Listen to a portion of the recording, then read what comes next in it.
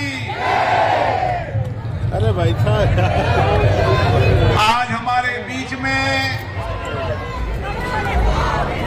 राजस्थान के यशस्वी मुख्यमंत्री माननीय भजन लाल शर्मा जी, उप मुख्यमंत्री मेरवा जी,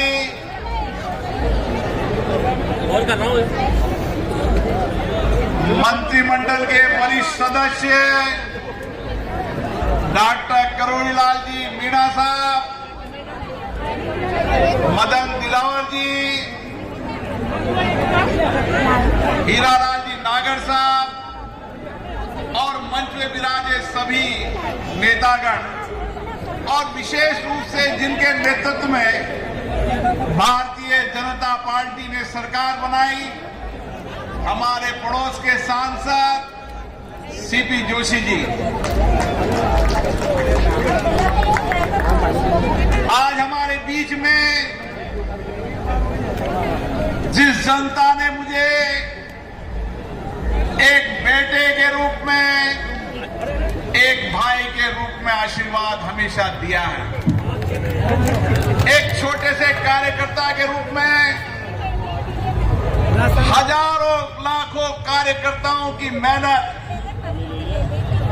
उनके कठिन परिश्रम से आज मुझे यहां पर पहुंचने के लिए जिन लोगों ने ये त्याग किया, उनको भी मैं नमन करना चाहता हूं।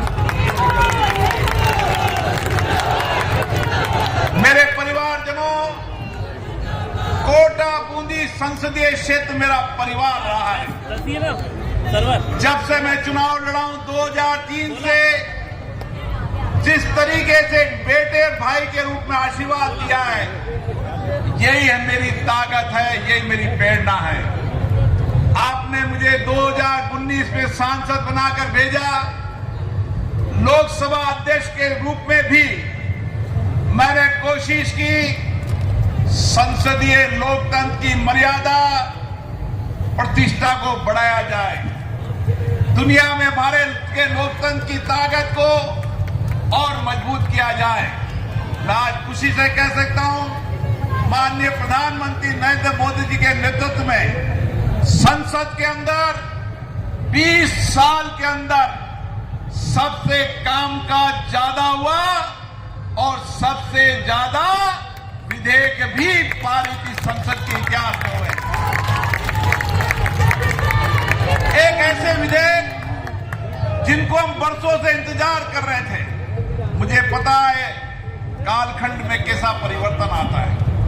एक कालखंड हुआ था जब 16 दिसंबर को इसी संसद के अंदर पवित्र बाबरी मस्जिद के नाम से निंदा प्रस्ताव आता है। उसमें लिखता है पवित्र बाबरी मस्जिद का निंदा प्रस्ताव आता है। और एक यही सदन का कालखंड था मोदी जी के कार्यकाल में, जिसमें राम मंदिर बनने के संकल्प का प्रस्ताव आता है। यह कालखंड के अंदर परिवर्तन है, युग के अंदर परिवर्तन है। साथियों, मोदी जी के नेतृत्व में जिस तरीके से देश आगे बढ़ रहा है, जिस तरीके से नए नए नीतिगत फैसलों से दुनिया में भारत की ताकत और इंफ्रास्ट्रक्चर से लेकर तमाम क्षेत्रों के अंदर जो नए आयाम हो रहे हैं, ये तीसरा काल मोदी जी का अभूतपूर्व और निर्णायक काल होगा, जो देश को विकसित भारत की राह पर ले जाएगा। मुझे पता है कोटा बूंदी की जनता का प्यार स्नेह मिलता था तो मोदी जी मुझे बहुत आशीर्वाद देते थे। और आज कोटा के विकास की बात करता हूं तो चाहे हाईवे हो, रेलवे हो, रोड हो, पासपोर्ट ऑफिस हो, जो बुनियादी सवाल थे वह सारे बुनियादी सवाल इस कार्यकाल में पूरे हुए हैं। नहरों में पानी पहुंचे, हर घर नल पहुंचे, ये भी मोदी जी के कार्यकाल का ही फैसला था। साथियों, एयरपोर्ट का सवाल हमेशा रहता है और मैं मोदी जी को धन्यवाद देता हूं। पिछली आम सभा के अंदर उन्होंने कहा था कि मुझे अध्यक्ष जी ने एयरपोर्ट की बहुत चर्चा की है, मैं माननीय मुख्यमंत्री जी को धन्यवाद देना चाहता हूं। 6 महीने तक कांग्रेस की सरकार ने एयरपोर्ट के डायवर्जन का पैसा जमा नहीं कराया, जिसके कारण से एयरपोर्ट बहुत जल्दी शुरू नहीं हो पाया।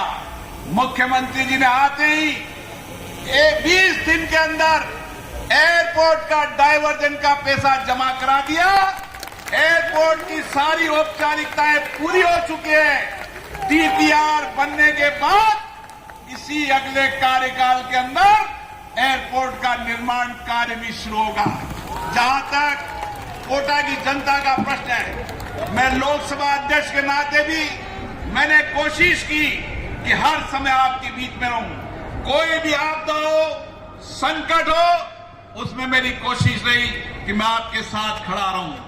चाहे कोरोना का आपदा का संकट हो, सारे विश्व के अंदर कोरोना का संकट था, ऑक्सीजन की कमी थी, लेकिन मैंने प्रयास किया कि कोटा में कभी ऑक्सीजन की कमी कोटा में नहीं आने दी। साथियों, तो गरीब के जीवन के हर दर्द को मैंने समझा है, गरीब की पीड़ा को मैंने देखा है। मैंने देखा जेके लोन में जब बच्चे मर गए थे तो गर्भवती महिलाओं की हालत देखी, तो मैंने जन सहयोग से गर्भवती महिलाओं को अच्छा पौष्टिक ले। मैं कामों की बात नहीं करना चाहता। ये चुनाव देश को परिवर्तन के चुनाव है।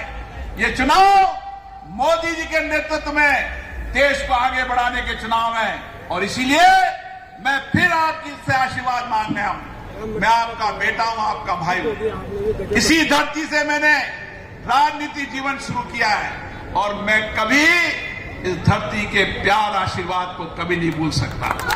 मैं जितने चुनाव लड़े, हर चुनाव में आपने मुझे प्यार दिया, आशीर्वाद दिया है, और आपकी आशीर्वाद ही मेरी ताकत रही है। और मैंने कोशिश की है कि आपके विश्वास, भरोसे को कायम रखूं।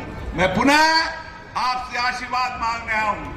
आप सब लोग आज बड़ी तादाद में मुझे नामांकन का आशीर्वाद देने आए हैं, और 26 तारीख को पूरी ताकत से मतदान देकर हम नरेंद्र मोदी जी को तीसरे कार्यकाल में 400 से पार अधिक सीटें देकर लोकतंत्र में नए इतिहास रखेंगे।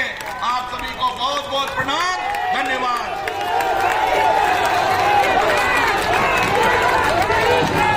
बहुत बहुत धन्यवाद भाई साहब, और आप बहुत भारी वोटों से यहाँ से विजय हुए। और अब मैं आपके बीच में हमारे राजस्थान के यशस्वी